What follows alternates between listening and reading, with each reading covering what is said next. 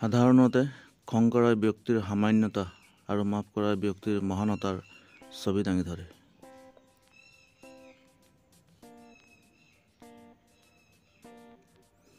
নিজৰ ভুলবোৰ ঢাকি সকলোৱে কয় জামানা বৰ বেয়া বুলি, নহয় জানো?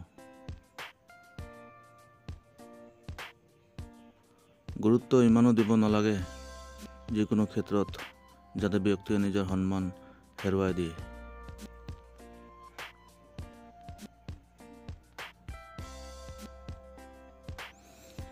সাধাৰণতে জীৱনৰ কঠিন কামটোৱেই হ'ল মানুহ চিনি পোৱাটো।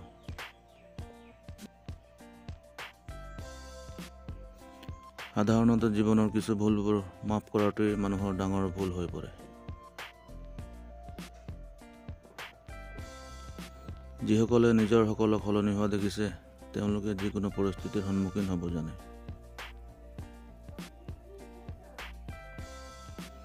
বন্ধু, জীৱন তেতিয়াই সলনি হৈছিল যেতিয়া সেইসকল লোক সলনি হৈছিল যাক নিজতকৈ বেছি ভৰসা কৰিছিল।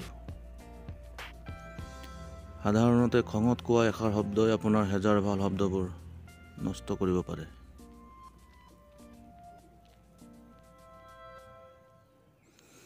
নাই মই বিনা কাৰণত তলতীয়া হ'ব জানো, আৰু য'ত প্ৰয়োজন নাই সেই ঠাইত নাই ৰখিবলৈ জানো।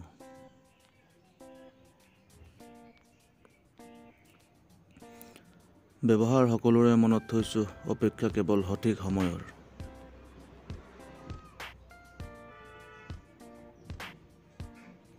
নিজকে ইমান যোগ্য বনাওক বন্ধু, যাতে মানুহে আপোনাৰ যিকোনো জেগাত উপস্থিতিৰ বাট চাব, নাকি তাৰ পৰা গুচি যোৱাৰ।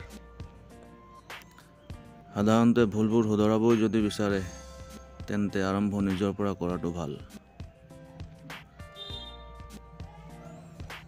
শুনিবলৈ ভাল নালাগিলেও বাস্তৱ দুখৰ দিনবোৰত মানুহ নিঃসংগে থাকে, কিন্তু সুখৰ টাইমত সংগৰ কোনো অভাৱ নাই।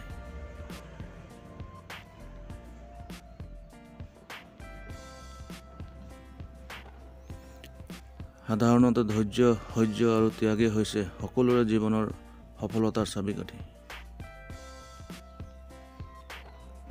সাধাৰণতে কাকোৱে দোষাৰোপ নকৰিব, ভাল মানুহে সুখ দিব আৰু বেয়া মানুহে অভিজ্ঞতা। সাধাৰণতে আমি কাৰোবাৰ প্ৰয়োজন হ'ব পাৰোঁ, কিন্তু কাৰো কাৰণে জৰুৰী নহয়, এইটো বাস্তৱ।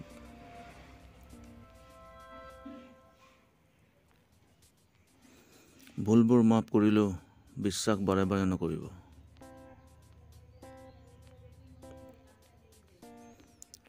জৰুৰী নহয় সকলো সম্পৰ্কৰ কাৰণ প্ৰেমেই হ'ব, কিছুমান সম্বন্ধ প্ৰেমতকৈও মধুৰ। নিজৰ কাৰণে নিয়ম নবনোৱাসকলে বেলেগৰ নিয়মত চলিবলগীয়া হয়।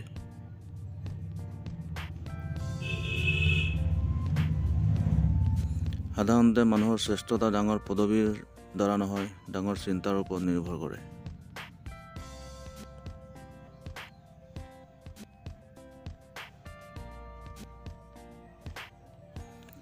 সাধাৰণতে বেলেগৰ পৰা বেছি সন্মানৰ অপেক্ষা কৰা কাৰ্যই ব্যক্তিক দুৰ্বল বনাব পাৰে।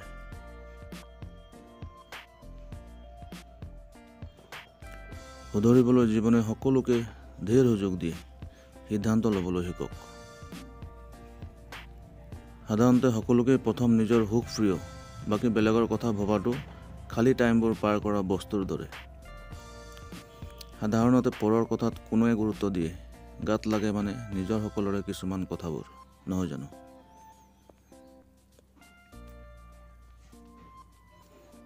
সাধাৰণতে বেছি যুক্তি কেতিয়াবা সম্পৰ্ক ভঙাৰ কাৰণ হ'ব পাৰে।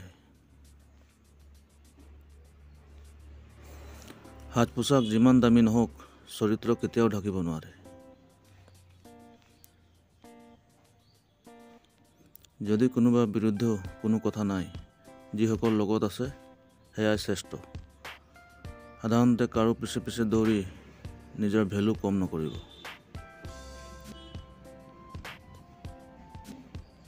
যিটো ৰাস্তা আপোনাৰ নহয়, সেই লক্ষ্যস্থানো আপোনাৰ নহয়।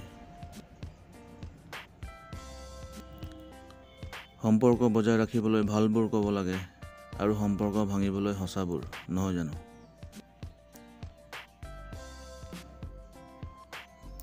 সাধাৰণতে অহংকাৰে সত্য স্বীকাৰ নকৰে, আৰু যিজনে সত্য জানে তেওঁ কেতিয়াও অহংকাৰ নকৰে।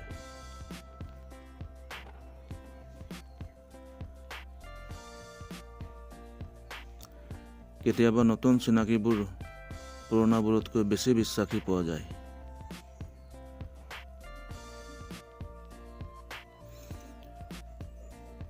সাধাৰণতে আজিকালি মানুহে অন্তৰৰ পৰা নহয়, স্বাৰ্থত সম্পৰ্ক বনায়।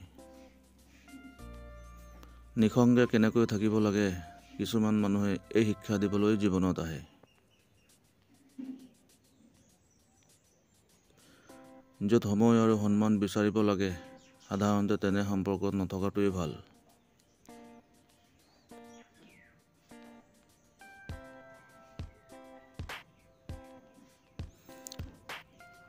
সাধাৰণতে পইচাৰ দ্বাৰা ধনী হোৱা সামান্য কথা, কিন্তু মনৰ ধনী হোৱাটো ডাঙৰ কথা।